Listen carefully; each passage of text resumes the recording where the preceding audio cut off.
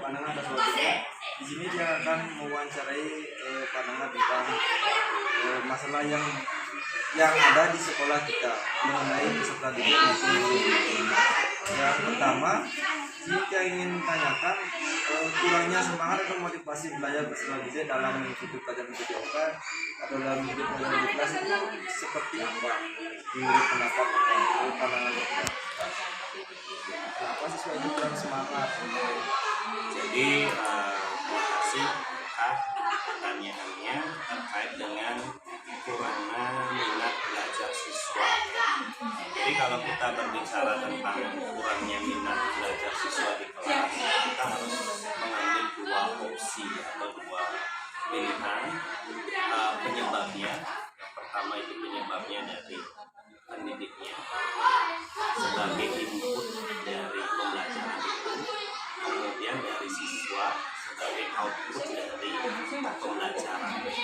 Nah, yang pertama kalau kita ambil dari inputnya dari pendidiknya sendiri atau guru yang mengajar, itu kita perlu melakukan analisis diri.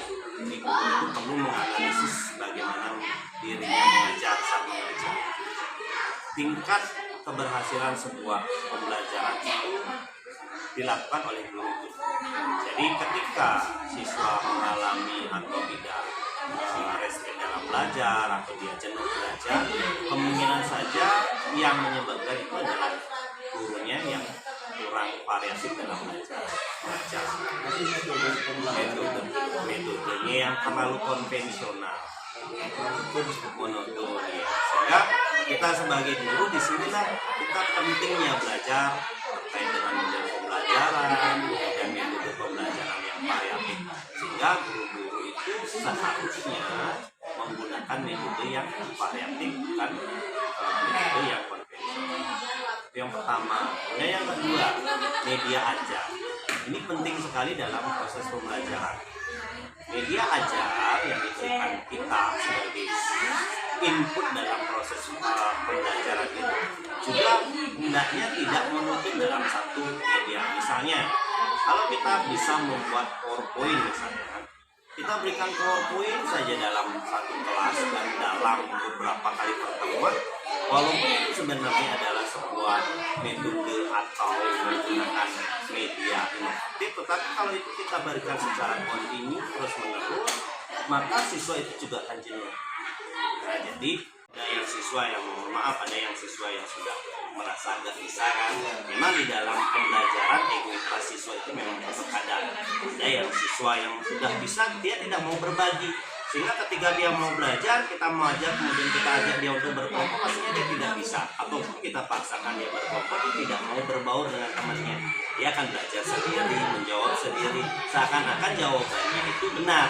Nah, inilah kadang-kadang kita sebagai guru harus bisa memetakan nih, oh jika siswanya seperti ini, agar siswa tidak jenuh, bagaimana kita cara mengkarakterkan siswa, bagaimana kita mengemas pembelajaran agar siswa itu tidak tidak jenuh biasa belajar.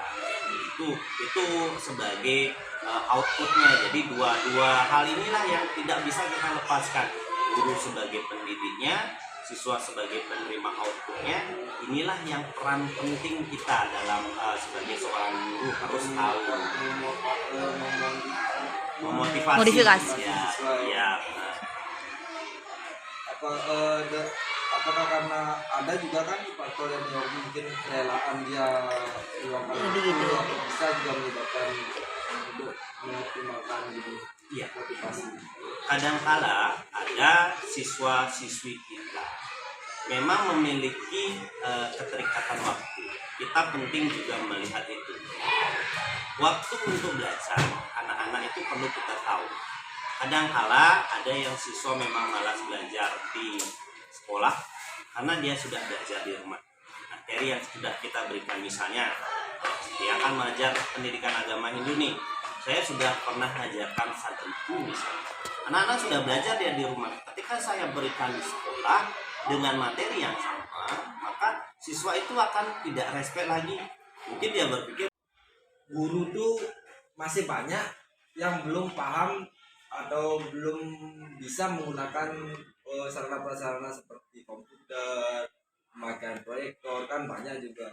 Bagaimana cara memberikan solusi apabila ada guru seperti itu? Jadi ketika media ada, media mendukung, tapi kadangkala juga sumber daya yang tidak mendukung. Nah, pemerintah sudah memberikan sebuah solusi. Jadi pemerintah itu benar-benar sangat-sangat memperhatikan bagaimana guru.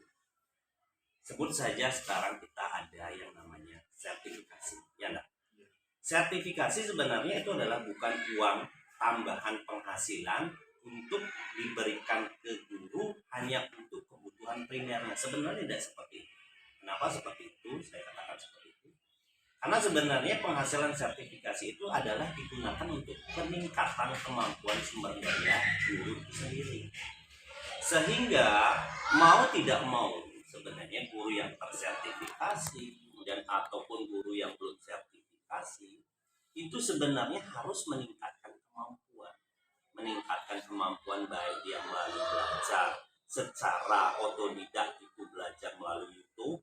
Jadi kan perlu kuota nih, jadi guru itu bisa belajar menggunakan uang sertifikasi yang didapat ataupun melalui instansi. Jadi instansi itu berhak untuk menganggarkan sumber daya kemampuan dari pendidik dan tenaga pendidik. Misalnya dengan cara apa?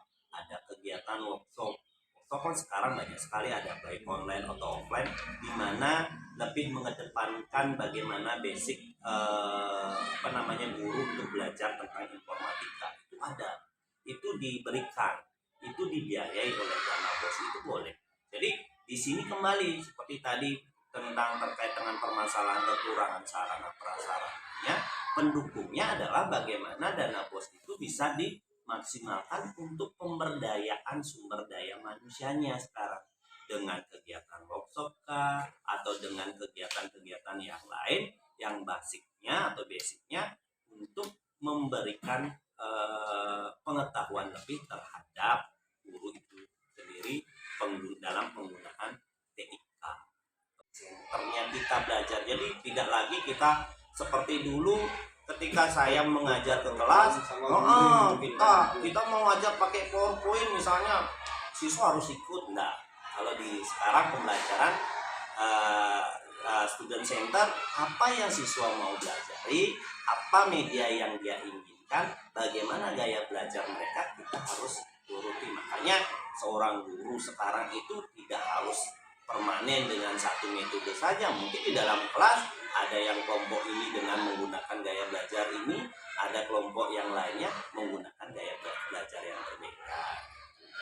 Jadi ini maksudnya kalau di istilahnya kita hanya memberikan fasilitas kepada mereka. Betul. Kan mereka keinginannya seperti apa, model-model apa seperti yang dia inginkan, kan seperti itu. Guru itu adalah fasilitator, bukan sekarang media.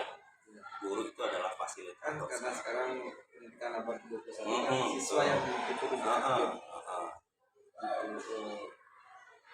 jadi model pembelajarannya itu sekarang kan guru tidak sebagai patokan, tapi istilahnya seperti ini, siswa memberikan saran atau memberikan pendapat mereka masing-masing, setelah itu baru guru menganalisis dan memberikan kesimpulan seperti ini yang gitu.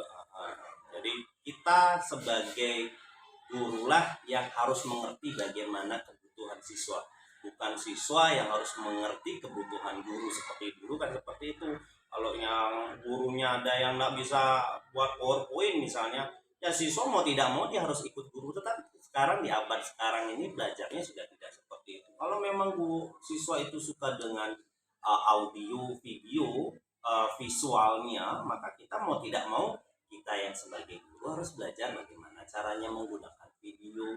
Jadi bagaimana mentransfusi materi itu menggunakan video, yang mau tidak mau kita harus belajar menggunakan LCD. Itulah kayak belajar kita sebagai guru era sekarang. Kadang kan kayak di sekolah kita kan faktor penyebabnya kan kadang-kadang dalam tanda kutip itu penyediaan sarana dan prasarana agak kurang kan. Itu yang menjadi faktor utama penyebab kenapa guru-guru kurang dalam memberikan menggunakan basis ya. ya TIK itu. Analisisnya adalah seperti itu memang. Jadi kan setiap tahunnya kita membuat kurikulum, ada yang namanya analisis SWOT. Jadi di dalam analisis SWOT itu ada yang namanya analisis sarana dan prasarana. Sebenarnya disinilah peran kita, regulasi kita antara guru, kemudian kepala sekolah dan tenaga pendidik. Setiap tahunnya guru itu melakukan analisis.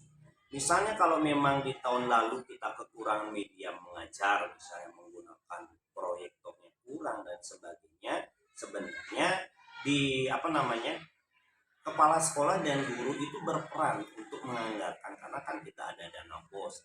Dan apa masalah untuk pelajaran TIK-nya kan satu, guru itu sebenarnya harus mengikuti program seperti workshop Iya, pelatihan untuk benar. TIK. Dan kedua, sarana dan prasarana. Kalau sarana dan prasarana memadai, otomatis secara tidak langsung kita akan belajar otodidak. Betul ya.